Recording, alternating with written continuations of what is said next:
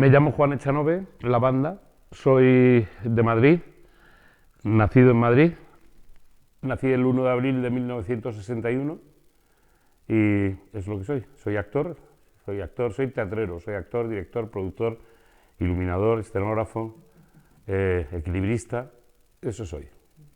Bueno, en esta obra en concreto eres director y actor. Mm. ¿Y eres productor también? No, en esta no soy productor, pero en realidad cuando diriges y protagonizas una función, digamos que el hecho de producir ya directamente no perteneces a la empresa que produce, pero la responsabilidad que tienes es una responsabilidad, digamos, de producción ejecutiva. Eso es así. El teatro es un arte artesanal, es un arte que lo hacemos de a poquitos entre todos, ¿no? Entonces, al final, la responsabilidad, al final hay que asumirla.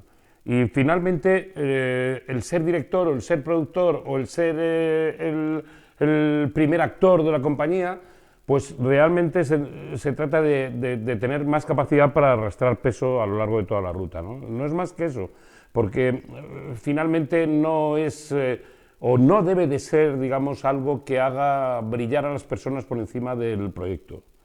El teatro pienso yo que se ha de hacer de una manera muy sincera y muy seria entre grupos, es decir, entre una conexión que se produzca entre el elenco y el equipo técnico y todas las oficinas de producción, promoción, tal cual. En realidad parece artesanal, pero si vas poniendo una encima de otra todas las capas que hacen que se pueda levantar el telón, te das cuenta de que hay implicadas aproximadamente 100 personas que a lo largo de 2 años viven en torno al proyecto, del proyecto y en torno al proyecto. ¿Cómo llegas tú o cómo llega Ser o no ser a ti?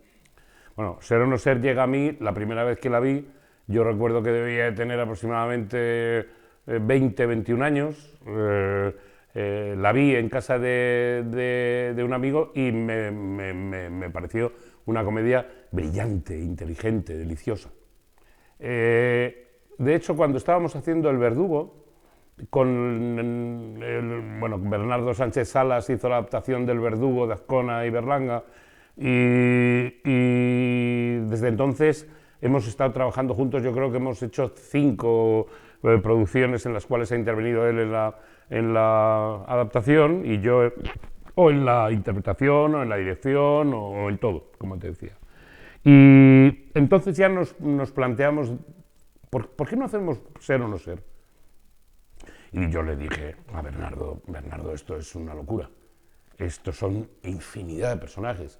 Lo bueno que tiene esta película es que te crees el truco porque hay mucha gente parecida y porque es muy fácil camuflar a una persona entre 100 nazis, pero no camuflar a una persona delante de otro nazi. Es decir, es muy expuesto. Yo recuerdo aquellas conversaciones en el año 2000, es decir, que ya hace 20 y tantos años. Y ahí quedó, desechado, junto a otros proyectos que se quedaron ahí en un cajón. Entonces, cuando terminamos la gira de la Fiesta del Chivo, o cuando estábamos terminándola, que es una gira que desde luego yo no voy a olvidar nunca, porque es la gira más dolorosa de mi vida.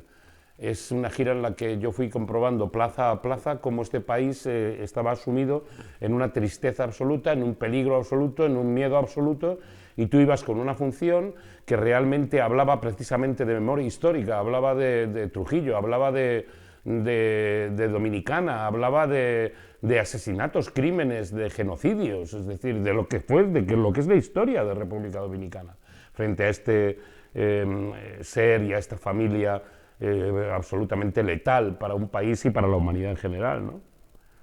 Y claro, ya hacer la reflexión de lo que estás haciendo a través del personaje de Trujillo en toda esta descripción histórica de Mario Vargas Llosa ya era complicado. Pero llegar a las ciudades cuando no había gente por las calles y oías solamente los semáforos tiu, tiu, tiu, tiu, tiu, tiu, tiu, que se oían y se oían, parecía un panorama distópico.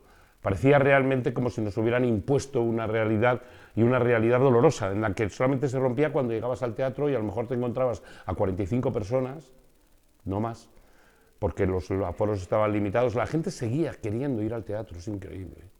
Seguía queriendo ir al teatro. Y siempre llenamos en la medida de lo posible de las restricciones. una gira sin hostelería, sin hoteles, para podernos mover teníamos que hacer encaje de bolillos.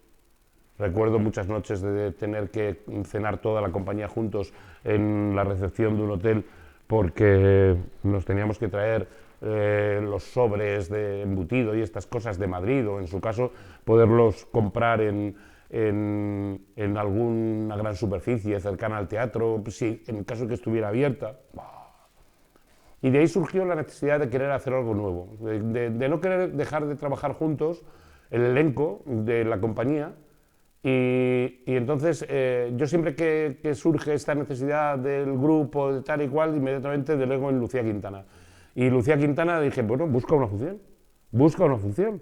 Estamos todos que queremos trabajar y tal, pero busca una función. Es decir, se trata de encontrar una función donde podamos trabajar todos. Bueno. Y empezamos a darle vueltas a una serie de títulos y tal, y un día apareció, ¿y por qué no ser o no ser? Y dije yo, hombre, ser o no ser es muy complicado, son mucha gente, muchos personajes. Bueno, todo esto decanta en que hacemos una función de 37 personajes y 7 intérpretes. 37 personajes. A mí cada vez que me voy, hoy concretamente estaba en mi casa en Madrid, después de comer, estaba sentado en el sofá de mi casa y le estaba diciendo a mi mujer, es que tengo la sensación de que tengo que llegar al teatro de Getafe, pero como para una prueba atlética.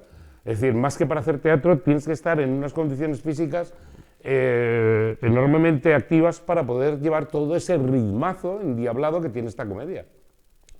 Pero lo que queríamos hacer era comedia. Y yo creo que eso es un poco lo que estamos recibiendo, ¿no? O lo que hemos recibido ya, porque digamos lo que nos queda de gira realmente pues, es el último tramo. Y ya todo el trabajo está hecho y está bien hecho. Es un trabajo yo creo que para que lo vamos a recordar todos, porque es un trabajo del cual nos podemos sentir orgullosos. Pero volver a recuperar las plateas llenas, el público sin mascarillas, las risas de los espectadores, no lo sé. Yo creo que era una cosa que le debíamos a los espectadores y nos debíamos a nosotros mismos. ¿Y qué mensaje crees que o transmitís con Ser o no ser? ¿Tiene un trasfondo, una comedia? Dos mensajes fundamentales. Uno, la dignidad, la defensa de la dignidad. La dignidad está en el arrojo, la valentía, la brillantez, el talento.